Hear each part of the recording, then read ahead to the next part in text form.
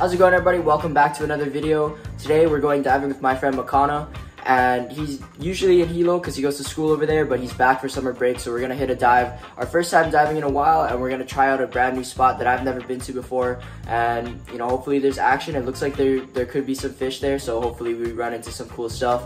Gonna bring the 3-prong, actually gonna be using a brand new Skeeprong that I have never used before. If you guys remember a few videos ago, I broke mine trying to shoot an ulua, and Ski was nice enough to send me another one, so we're gonna be busting that out today for the first time, using it for the first time anyway. Just a disclaimer, this is not the 10,000 subscriber special video. That is coming, that's still in the making. But before I can release that video, I need to make a quick announcement.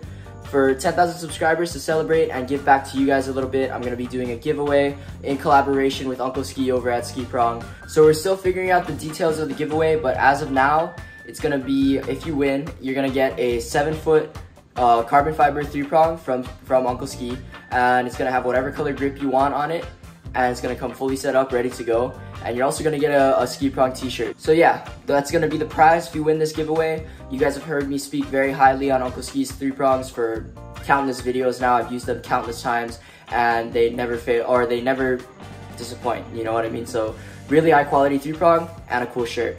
But yeah, to enter the giveaway, all you have to do is go on Instagram and post a picture of your favorite 3-prong catch. Doesn't have to be your biggest, but your most memorable, your favorite, whatever it may be. Post a picture of that on your Instagram and then tag myself and Uncle Ski. I will leave both our Instagrams in the description below, as well as the rest of these instructions, and you'll be entered to win. And so I'll do that drawing when I release a 10,000 subscriber video. So you have until then to enter this giveaway. But yeah, good luck to you guys. That's gonna be going down once I release that 10K special video. And I hope you guys enjoyed this video. I'll see you guys in the water. Shoots!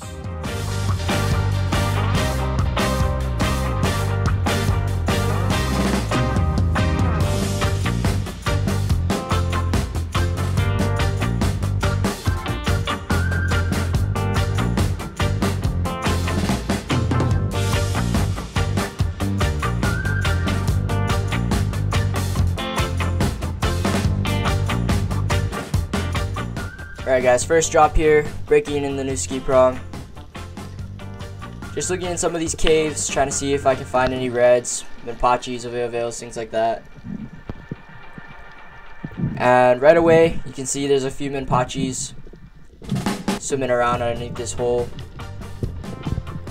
I actually saw a nice omilugo in here, like a 13, 14 pounder.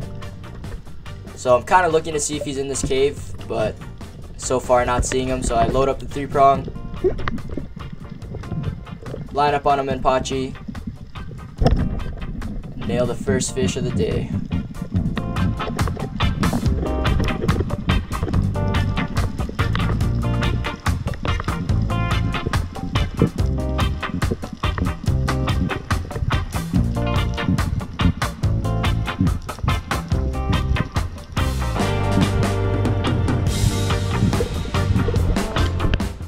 Making another drop on another hole. Once again, looking for those reds. Kind of at a bad angle here. I can't really see too well inside this cave. It's a little bit tight, so I can't really fit in there. But I saw a nice kole go inside this hole, so I started lining up on the kole. Take the shot. Get another nice fry fish.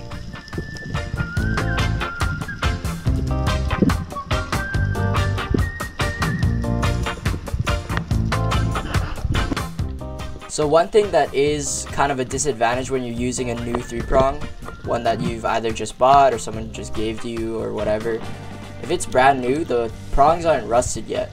So it's just smooth stainless steel. And the problem with that is it makes it easy for fish to kind of slip off. So you kind of got to be more careful. You got to get closer shots so the prongs go deeper into the fish. Helps them stay on more, or you got to get them like in the gill plate, somewhere where it'll hold better.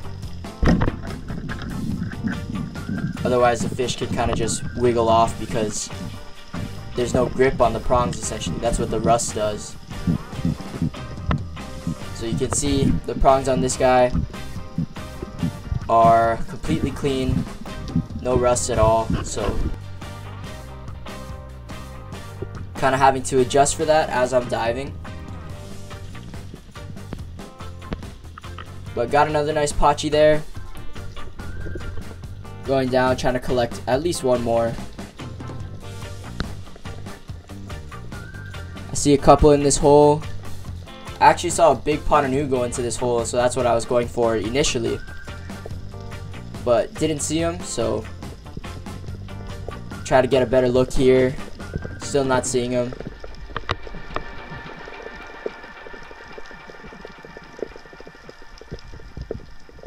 So I line up on another Menpachi instead.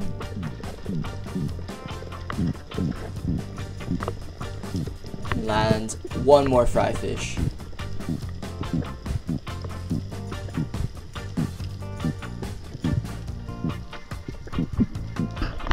So after that last Menpachi, I grabbed my gun because I actually saw a nice Uku swimming around this area.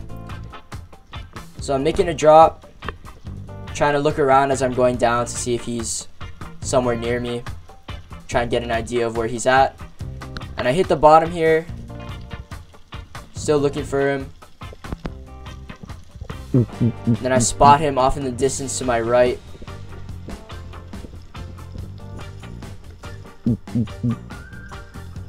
So I start throwing up some sand, grunting, trying to get him to come closer. Start scratching the bottom. And he was being pretty cautious, not really coming in too much. He would commit for like a second and then turn around. But I'm still trying to get him to come in here.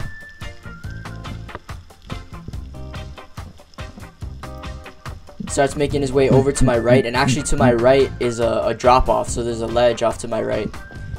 So he's going towards the ledge, starts coming in here, doesn't quite come close enough.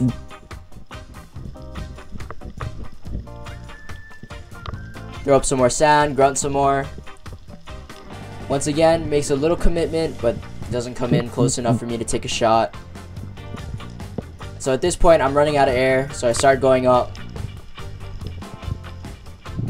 I'm gonna try and take another drop on him.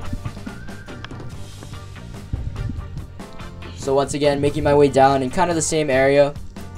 And actually, Makana had made a drop on him before. Same thing, didn't come close enough. So we're both trying to go after this Uku right now.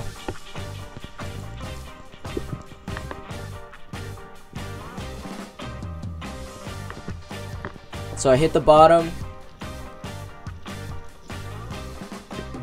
And once again, looking for him, trying to see where he's at. And then again, I see him off to my right, kind of by the ledge. So I start scratching the bottom. I put my eyes down this time. He didn't seem to like it when I was just staring at him on the last drop that I took. So keeping my eyes down a little bit, throwing up more sand to try and hide my body a little more. But as I'm doing this, trying to bring in this Uku, a bunch of other fish start coming in.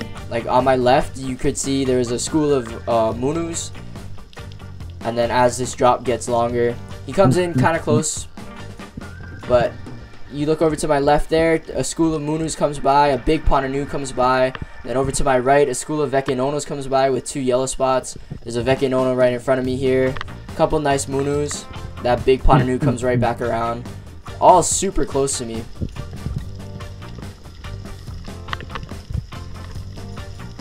So after a couple more drops on this Uku, I kind of gave up. You know, I mean, he just seemed like he wasn't coming in, and then I made one more drop, didn't even see him. So I go back up, and I went and grabbed my Skeeprong again, because I wanted to see if I could get any of those fish that were coming super close to me when I was going for the Uku. The Ponanu, all the Munus, and the Vekenonos, they were all within 3-prong range for sure. It's just that I wasn't focused on them. I wanted to shoot that Uku. So grab the 3-prong again. I saw a nice Ponanu go into this hole right here with a bunch of Munus. So I hit the bottom, and I can see the Ponanu right in front of me here. And then the Munus come in with a couple of Milus. So I load the 3-prong. The Munus come in, and then right behind them is a Ponanu. So I line up, take my shot, and immediately pin him against the floor.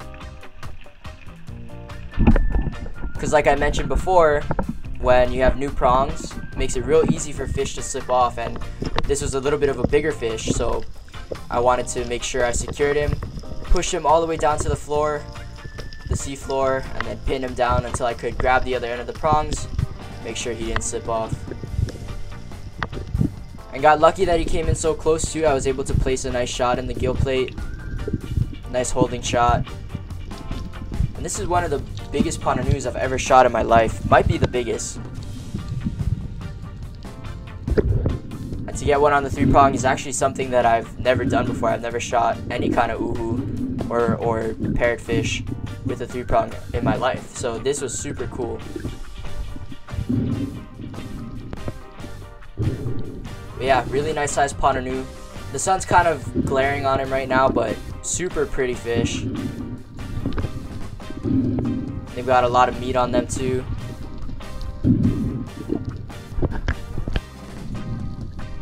Yeah, this is my last 3-prong fish of the day. Super stoked. So after that, I saw another uku, not the same one. This one was a little bit smaller. I saw him swimming around the mid-water, so I hit the bottom here, and he's immediately already coming in. So I just line up real quick, take the shot, he takes off.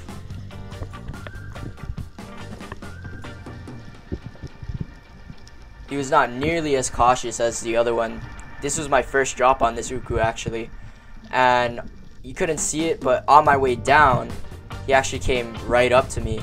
And so I could have tried to take a dive bomb shot, but I prefer to be on the bottom and be stable when I take shots. So went all the way down to the bottom. He followed me down, came right in. Got a nice shot on him.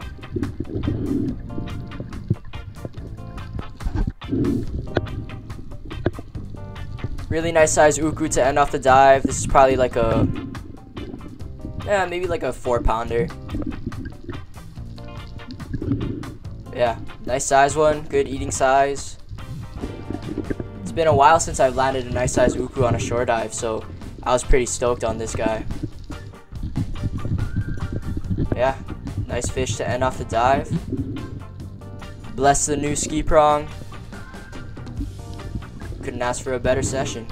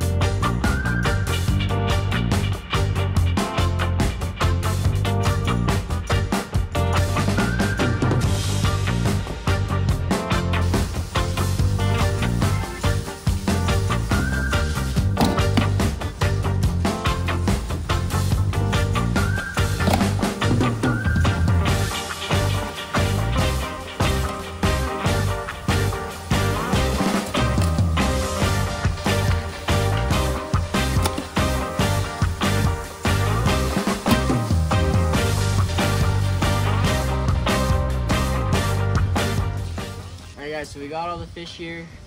We got this nice size uku. Probably like a 4-pounder maybe, something like that. Not bad. Fortunately didn't get it on camera. And then we got this big pontoon that I got with the 3-prong. That's one of the biggest pontoons I've ever shot, for sure. Super fat one. Really cool color around the eye. That's how they get their name, the star-eyed parrotfish. Those red, orangish lines around their eyes. And then we got some Menpachis over here. Cole. So we're gonna clean these all up and then we're gonna cook later tonight. I don't know what exactly we're gonna cook. Definitely the uku and then probably the fried fish. I don't know about the pontoon yet, but we'll see. So first we gotta get it cleaned up. So we're gonna do that right now. One last look. Nice uku. And then really good sized pananu. But yeah, we're gonna get to cleaning and then see you in the kitchen. Yes, all.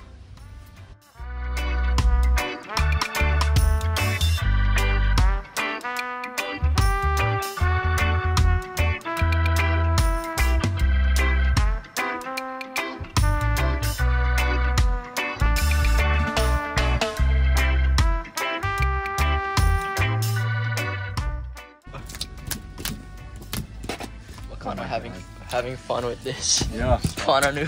Oh my god. Gotta come from a distance, you know, get a running start with the speed. Yes, all. Yeah.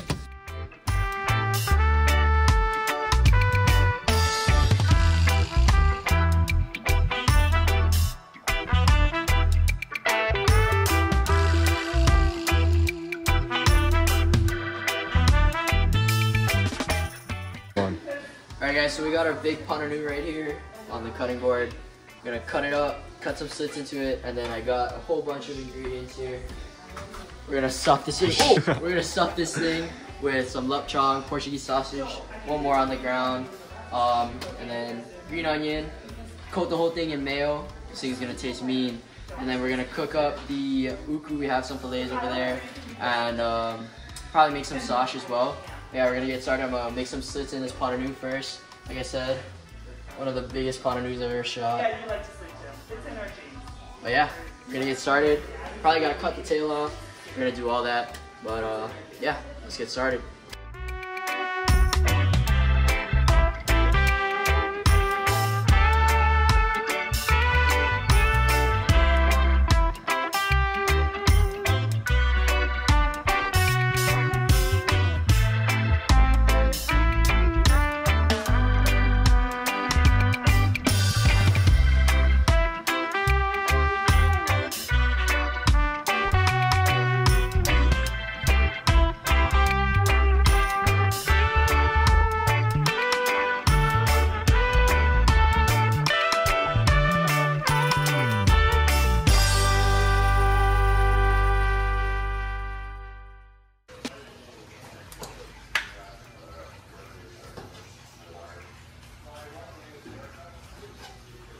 Cover the thing in mayo.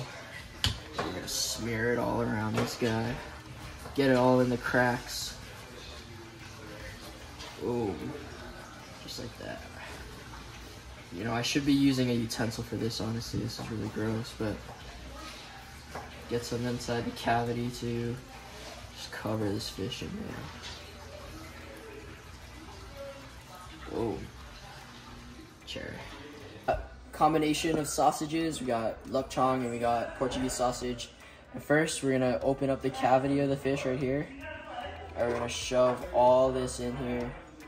Get as much of it in there as we can. Grab some of the Portuguese sausage. Shove that in there. We want this to be absolutely stuffed with sausage. Wow. Cram it in there. It's okay if some of them fall out.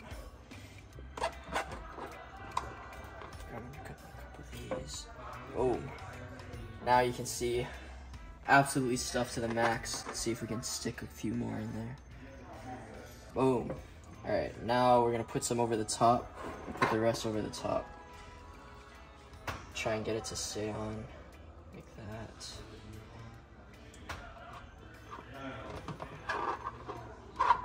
Grab some Portuguese sausage.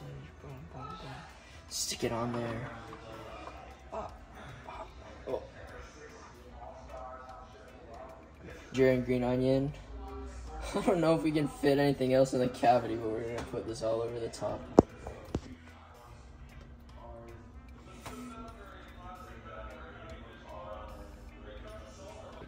Alright. So we're gonna save the rest of this green onion. No! Landslide on this side over here. Bro, this is stuffed uhu. Bro, and we smashed it down too to get it to fit.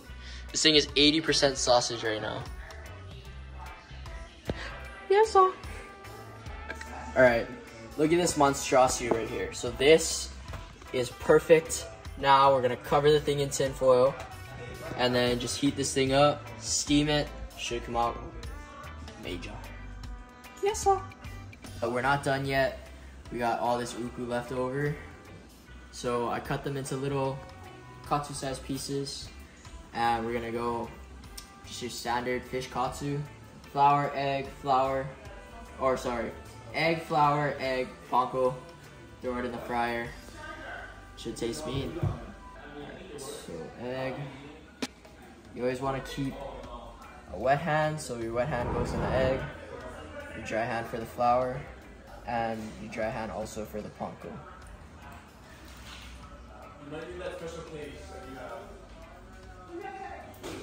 Alright, you go back in the egg, use your wet hand, move that thing around, soak it in the egg, right back in the panko, dry hand. This makes it a lot easier to keep your hands clean, because if not, you're just gonna get a bunch of eggy, floury, panko-y clumps on your fingers and you're gonna have to wash your hands. Boom, that's one done. We're gonna do the rest of these right here and start frying them up.